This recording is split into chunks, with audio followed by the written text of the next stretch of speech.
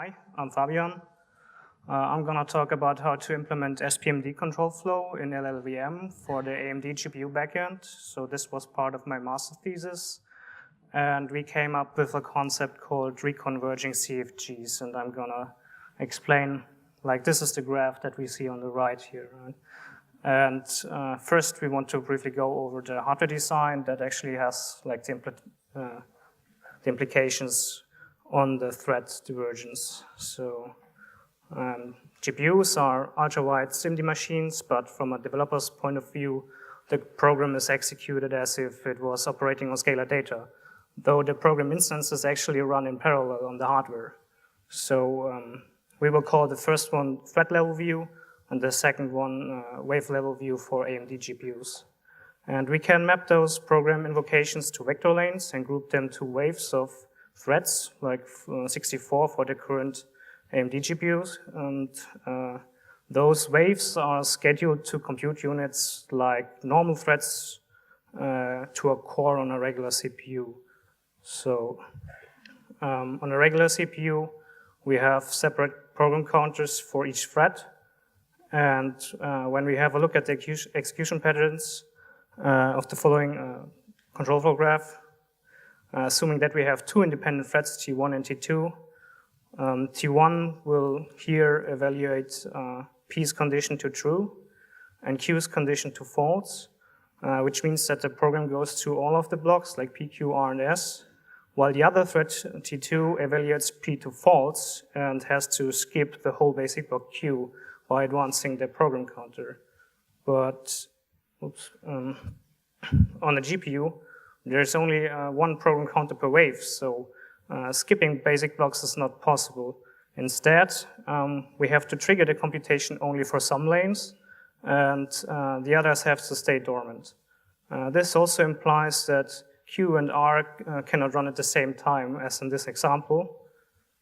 This also means that the wave has to pass through all the blocks because there's no dynamic per lane branching. And a solution to that would be shifting R of thread 2 to the same point where R thread 1 is reached, and then trigger the lanes depending on both the conditions of P and Q. So this process of shifting basic blocks is part of converting code from the thread level view to the wave level ISA. And the process, so in more detail, we see the code here as the wave level view for some high level language like HLSL where you code your shaders with. They are actually also working on this scalar data, and it looks like you're just executing one thread. But on the AMD GPU backend, we have in the ISA vector instructions that work on many program invocations at the same time. And we use an execution master register to change the set of active and dormant threads for the current vector instruction. So converting code from thread level to wave level is called lowering. And this thesis was about actually implementing a different lowering approach for AMD GPU, for the AMD GPU backend. And structurization helps us to bring the CFG to a form that is, because the wave has to pass through all the basic blocks, that is better suited for lowering. So we want to do something like this and restructure the control flow graph. So here we see a more complex control flow graph that is taken from a shader from Valve that was used in some VR application. And here we already see that we have some divergence and already also some points where we might be able to re-enjoy them. But currently the AMD GPU backend uses the StructurizeCFG pass, and because it only has like regional overview and is not able to actually like analyze the whole function at all, it misses some opportunities to realize that the left graph is already in a suitable form for lowering, and therefore it introduces artificially unneeded flow blocks for synchronization of the threads. And this is actually a problem because more flow blocks mean also that the lifetime of variables is enhanced, and that increases the register pressure and also causes larger code in general. And we want to improve the situation by coming up with a CFG transformation that is suitable for lowering. And this is actually what we came up with, so reconverging CFGs. One important part for control flow is whether it is uniform, meaning that if the evaluation of a branch condition entirely depends on constants or can be derived to be constant over all invocations, control flow is divergence free. So therefore we can insert efficient scalar branch instructions to actually skip whole blocks instead of masking the vector operations. So when considering uniform control flow, however, structurization is sometimes hindering the performance optimizations that we have because unneeded branches are introduced. So reconverging CFGs allow us to keep uniform control flow of the original program, and a CFG is reconverging if every non-uniform terminator B has exactly two successors, one of which post-terminates B. So we can see in this graph on the right, the entry node is the divergent node that we have, and the flow block will be post-terminate it, and we will from now on call this the primary successor, and the if part is the secondary successor. And also the exit node, because it's the exit, post-terminates all the nodes. And we will now show how to exploit the property of reconvergence to effectively lower CFGs to wave level, and then we will go over the transformation required to convert any CFG to a reconverging CFG. And so, given that we iterate over all the non-uniform nodes, let's first look into the right subgraph and not think about the basic block A here. What we do is we use a single virtual register M to track the diverging threads, which would branch to the primary successor. So we then subtract M from the execution mask to direct the control flow to the secondary successor using a bitwise AND NOT. Then we have to place the instructions of the secondary successor directly after the non-uniform node. And then in the case that we have nested control flow in that construct, we need to accumulate the divergent threads in the virtual register M using a bitwise OR. And finally, at the end, when we reach a primary successor, we have to rejoin M with the execution mask so that we have the same state, the original state of threads that are active, like when they before they diverged. And here, so in case we come back to the uniform flow and backwards edges, they can actually interrupt the reconverging flow. So before that happens, we have to initialize M to 0, so that when you see the control flow coming from A, we don't corrupt the execution mask with unrelated data. So part of the algorithm is also about finding these cases when we have to initialize the incoming flow of the mask that we use to track. So now let's have a look at how we can actually transform any CFG, even irreducible ones, to be reconverging. So the main goals here are to add reconvergence points to the CFG to rejoin divergent threads.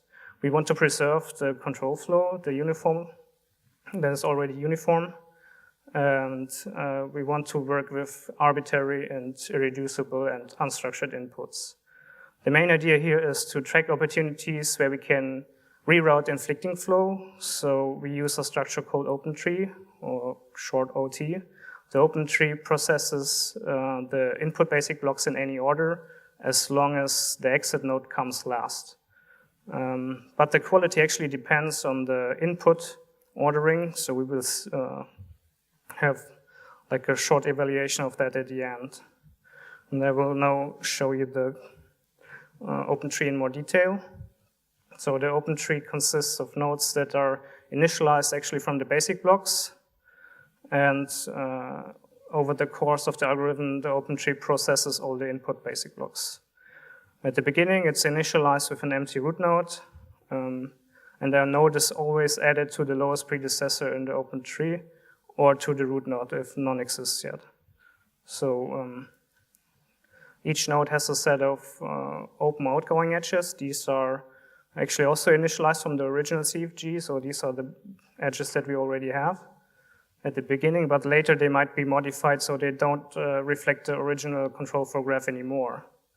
We can close edges, like edge A from B, if A is already mask visited while we are processing B. And we can remove a node from the tree if all the outgoing edges and all the incoming edges have been closed. And when we close a node, then we can actually just also move the child nodes up to its parent. And finally, like the important part here is that if we have a divergent node and we already closed one edge, we'll call it armed. So these are the opportunities where we can reroute the attached subtree to insert the flow blocks. So let's go through an example of how that works. So here we see this control flow graph, and A already conflicts the reconvergence property because it does not have any immediate post-dominator. And so first, let's initialize the open tree with the root node, and then we have to append A to the lowest predecessor, and we will discover the outgoing edges to C and B.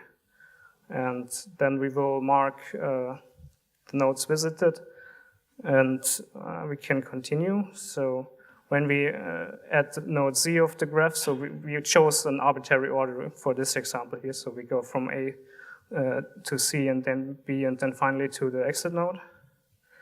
And so when we add C, we can mark A as visited, and then we see that A is becoming armed already because we closed the edge.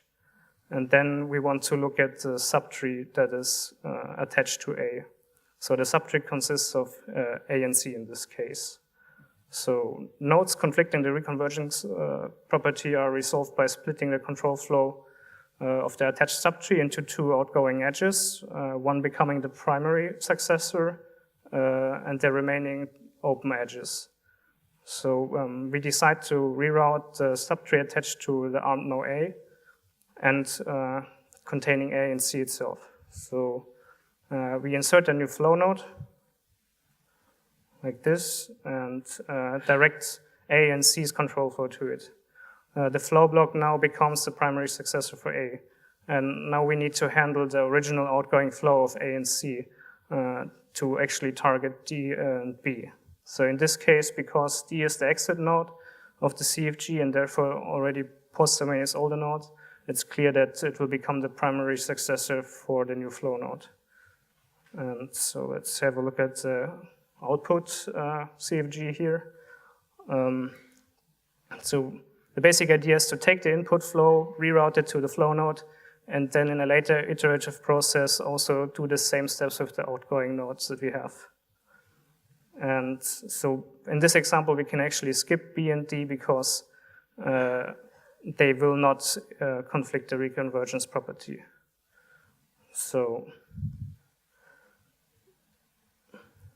one problem that you might have seen is that actually this does not reflect the original program anymore, because there's now an edge from A over the flow 0 node to D, which did not exist before because you had to go through B or C before. And we solved this by adding phi nodes containing the conditions under which the flow branched from the predecessor to the original successor. So the outgoing condition of the flow node now depends on the inflow from A and C. And so the generated IR will now correctly resemble the original control flow again. And this means that we actually, because we inserted new phi instructions, we also rerouted some stuff, we need to update all the variables because we want to maintain the SSA form, and we just use the LLVM SSA updater for that. So coming back to the input ordering, let's think about a naive traversal of this control flow graph. like just depth first, we will see that we reach F, and this is illegal. And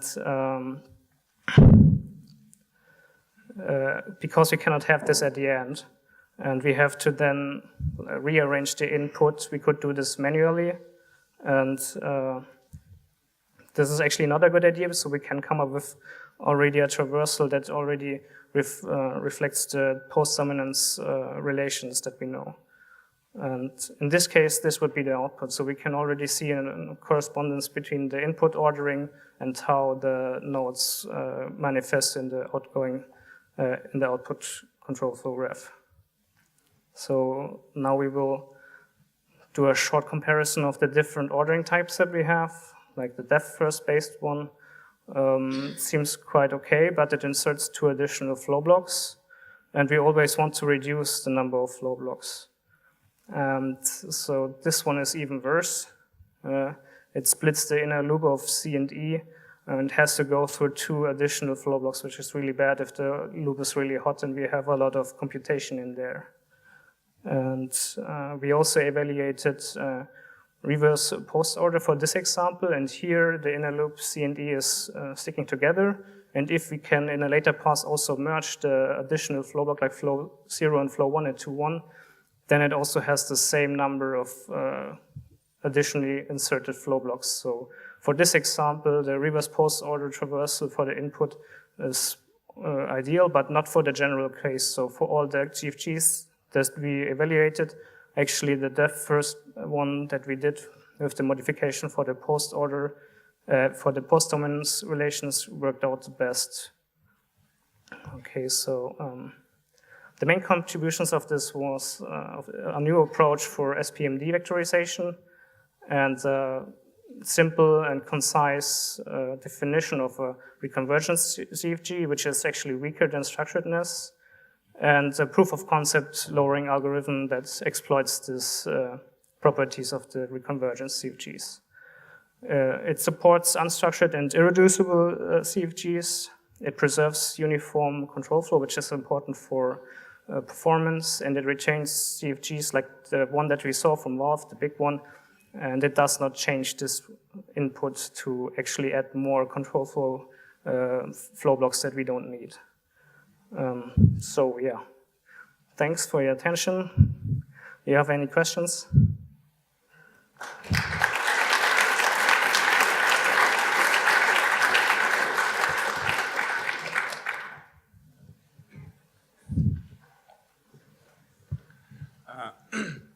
So nice talk. Quick question. You evaluated 3 different input orderings in the end. Do you happen to know if there can be an optimal one, or if there cannot be, or if there can be, which one it would be? That also depends on the metrics that you want to optimize for. Let's say number of flow blocks, right? Introduced flow blocks. So we are not really sure about which is the best one, but we encountered that for the control flow graphs that we tested, that actually depth first with post dominance is the best one. Okay. But it always depends also on the input, so there's no general answer to that. So there's also more research to be done in this direction, because maybe there's input orderings that are optimal for code size, and then input orderings that keep the loops together better. Okay, and maybe a quick follow-up. The RPO order, you probably just like took the RPO iterator we have, because they're like it's not unique, right? So you could just yeah, that's just introduce randomness and see if there is more to gain. Anyway, okay, good, thank you. Nice talk, thanks.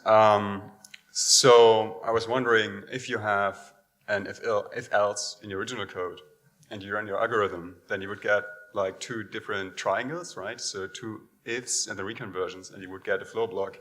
But actually you could skip that flow block, right? Because if you know that the consequence is not taken, then the alternative will be taken. Even if it's predicated, because the context itself also uses skip branches, so... Okay, I'm not sure if I... Yeah, probably. Maybe you should take it offline. I mean, you can't see the slides now, so it's hard to explain. But basically, sometimes you can skip the flow blocks. It's not just about reducing the number of flow blocks, but also optimizing control flow, so the control flow edges. Yeah, sure. Like in a later pass, it's also possible to merge the flow blocks away if possible. So this is just like a pre-pass to get the control flow in the right form for the lowering algorithm that we have. So also with a similar algorithm in the region vectorizer, right? So with partial control flow linearization. So I'd like to see a comparison to that as well. Yeah, sure. Right. So we can talk later. Sure, thanks. Any other question? No, so let's thank the speaker again.